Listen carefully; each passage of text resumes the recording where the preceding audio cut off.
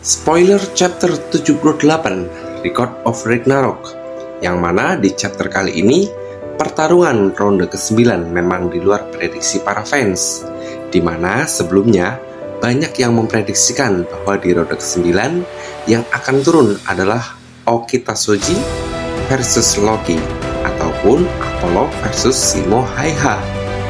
Tapi di chapter kali ini ternyata petarung di ronde ke-9 yang akan turun adalah King Leonidas versus Apollo. Mereka merupakan dua orang dari negara yang sama yang akan bertarung mewakili satu sama lain. Chapter dimulai dengan diperlihatkannya Siegfried yang ada di penjara Tartarus. Pada ronde ke-9, kita bisa melihat sebuah pulau mengapung yang menggambarkan kepala bebek dengan istana yang cukup megah. Yang mana di sini Zeus, Hermes, dan juga Ares yang akan menyambut peserta ronde ke-9 dari pihak para dewa. Di situ terlihat Zeus, Hermes, beserta Ares turun dari kuda, berjalan memasuki sebuah kastil pulau terapung. Pada saat di kastil, kita diperlihatkan sebuah patung dewa Yunani. Dan ternyata ini adalah pulau terapung milik dewa Apollo dari Yunani. Di sini terlihat dewa Apollo yang sedang berendam bersama ciwi-ciwi istana. Pada saat mandi, Apollo nampak seperti memuja sebuah kecantikan yang ada dalam dirinya, yang tidak bisa dia lewatkan. Emang lu ganteng? Emang iya sih.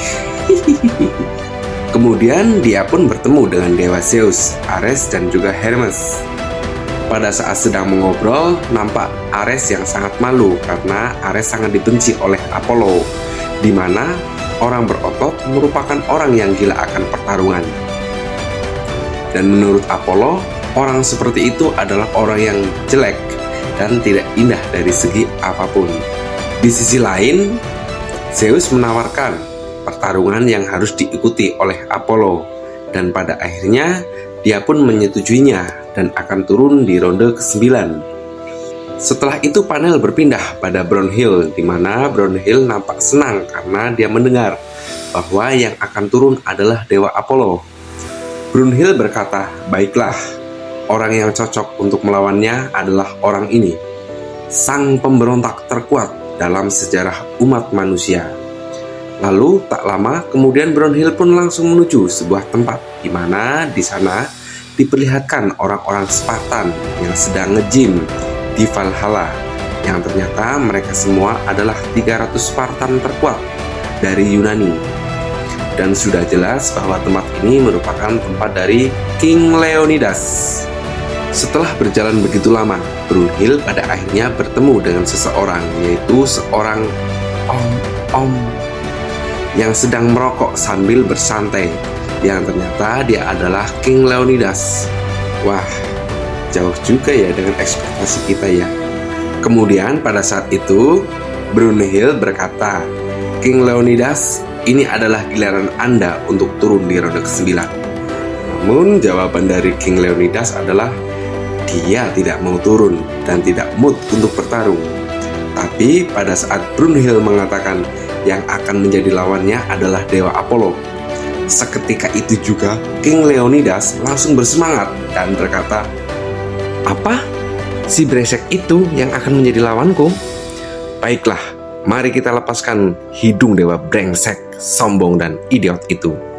Aku akan menghancurkannya menggunakan tangan ini." Wah, King Leonidas punya dendam apa ya sama dewa Apollo? Berpindah pada arena pertarungan ronde ke-9, di mana kita diperlihatkan arena gladiator pada umumnya. Karena perwakilan pertarungan ronde 9 merupakan manusia dan dewa dari negara yang sama, yaitu Yunani, maka arena pertarungan pun menjadi Colosseum, ciri khas dari negara Yunani. Di sini Heimdall pun mengumumkan para petarung perwakilan dewa dan juga manusia. Dari gerbang timur keluarlah dewa tampan yang mementingkan kecantikan, keindahan, dewa tertampan dan dikagumi oleh para wanita maupun pria yang disebut dewa tertampan di Yunani. Dan dia adalah dewa Apollo. Dan keluarlah Dewa Apollo dengan pakaian estetik, elegan, dan tampan. Sedangkan di gerbang barat, dia dijuluki sebagai pemberontak terkuat sepanjang sejarah umat manusia. Dengan 300 orang, mampu menyaingi 10.000 pasukan dari Persia. Dia sendiri memegang teguh sebagai prajurit sekaligus raja terkuat bangsa Sparta. Dia yang gila akan pertarungan, akan bertindak brutal untuk menggapai segalanya.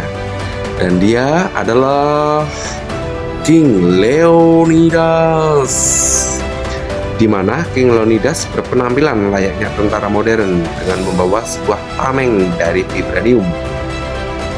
Kemudian kita diperlihatkan King Leonidas dan Apollo sudah saling berhadapan satu sama lain. Namun sebelum bertarung, terjadi konfrontasi di antara keduanya. Apollo mengatakan, "Cih, orang bodoh dengan otak otot yang menyembah saudaraku, sangat menjijikkan." Mendengar itu, King Leonidas juga menyahut, "Aku paling membencimu di dunia maupun di akhirat, dewa bajingan," sambil mengarahkan jempolnya ke bawah di hadapan Dewa Apollo. Dan konfrontasi itu pun mengakhiri chapter 78, Record of Ragnarok.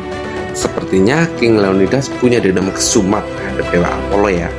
Mungkin nanti akan ada kilas balik yang membahas mengenai dendam King Leonidas tersebut. Oke, kita tunggu saja di chapter selengkapnya ya. Bye-bye.